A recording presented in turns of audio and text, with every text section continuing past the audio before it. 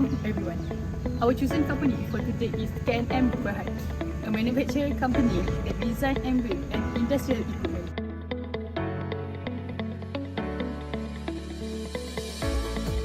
What is MFRSA? MFRSA outlines that the company must report their information regarding their operating segment. There are three key components of operating segment. Firstly, we have business activity, when it earns revenue and it incurs any expenses. Second, we have review by CODM. Any activities must be regularly reviewed by CODM to allocate resources and to assess their performance. Lastly, we have discrete financial information, which is we can separate financial information if it is available. What is CODM? CODM stands for Chief Operating Decision Maker. According to MFRS, it is responsible for making key operating decisions. It includes allocate resources to different segments and to assess the performance. So, CODM is function and not necessarily a single individual. For K&M Group Berhad, the CODM of this company is Ravindra Singham, anak lelaki Bala Singham, who serves as CEO of this company. So the next company that we choose is PLCCP Staple Group. So the CODM of this company is Datuk Sri Muhammad Salim bin Khailani, who also hold the position as CEO. Move on, we will talk about two types of operating segment, which is business or product segment reporting and geographical segment reporting. For example, K&M Group company use geographical operating segment, which focus on key locations, Asian, American and Europe. Although the company is incorporated and domiciled in Malaysia, the lead contributor is European. However, American segment had ceased operation in the previous financial period and recorded insignificant operating profit to the company. On the other hand, KLCCP Staple Group use business segment reporting. This company collect brand revenue from its property investment segment. Moving on to the next point, which I will be explaining about the benefits of segmental reporting to financial statement users.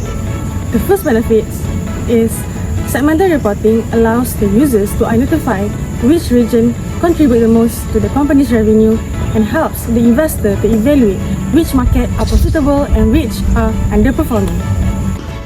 As for Europe segment, they amounted to 1.12 billion ringgit in revenue, mainly from its German subsidiary, which is called Borsig.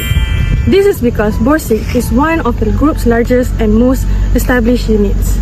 Also because Borsig is specialized in engineering and manufacturing process equipment for the oil, gas, petrochemical and power industries. As for Asia and Oceania segment, they contributed for only 6.44 million ringgit because this segment has a limited working capital and bank facilities problem. As for the second benefits, the segmental reporting allows the users of financial statements to perform trend and comparative analysis across different business segments and over time. By comparing with the revenue, profit and asset figures across financial records, the users can identify the growth pattern, declines or structural shift within the company. For instance, K&M plans to dispose of Borsig Group for Euro 270 million and it will signal a major strategic shift. So, by comparing data segment before and after the divestment, it will allow the investors to predict how the company structure may change in the future.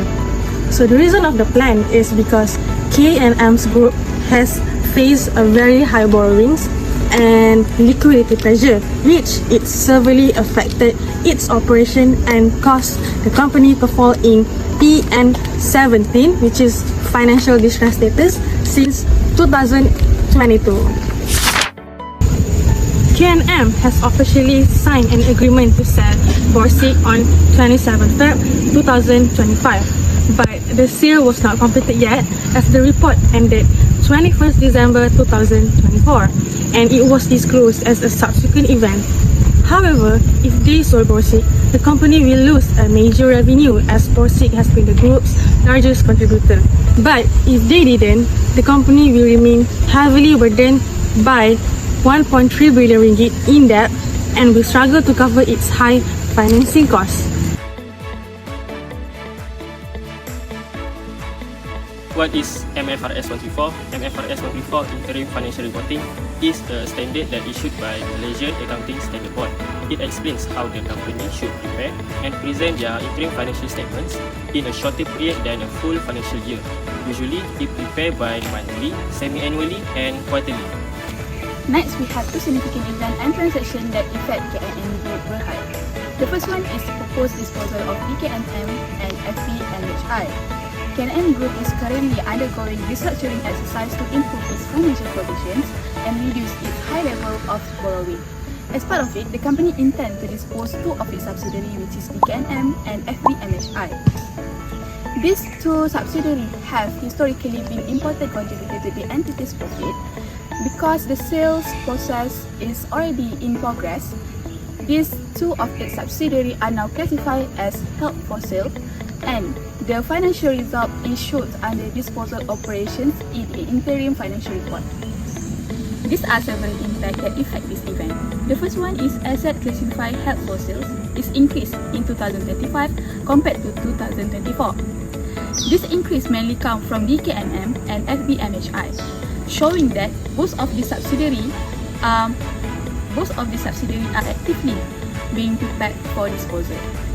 Next, we have liability classified as held for sale is slightly lower in 2025 compared to 2024. This represents debt and obligations of DKNM and FAR570. Once the sale is completed, this debt is no longer borne by KNM, which will help lower its borrowing and reduce financial risk.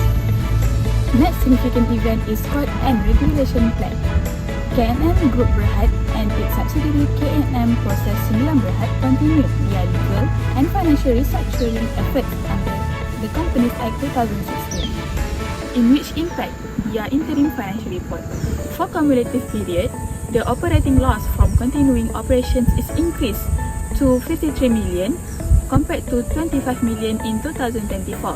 KNM Group Berhad need to restructure its debt and consolidate its shares is a direct consequences of ongoing unprofitable operations, which must be resolved to secure new investors.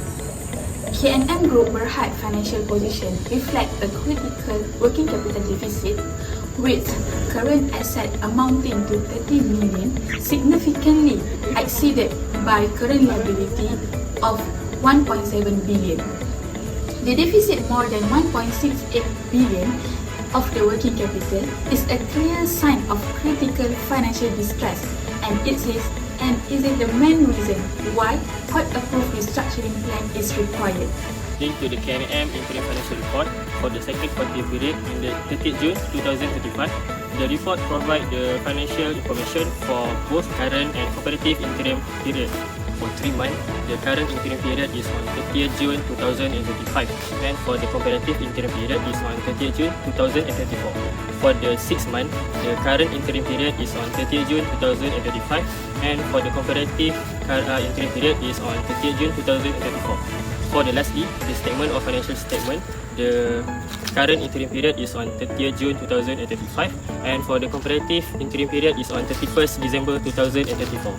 Meanwhile, for KLCC Property Holdings Berhad, the current interim reporting periods are the quarter ended 30th June 2025. These are compared with the same periods ended 30th June 2024, ensuring year-on-year comparability under MFRS 134. For the financial position, the current reporting date is 30th June 2025, with the comparative date being 31st December 2024.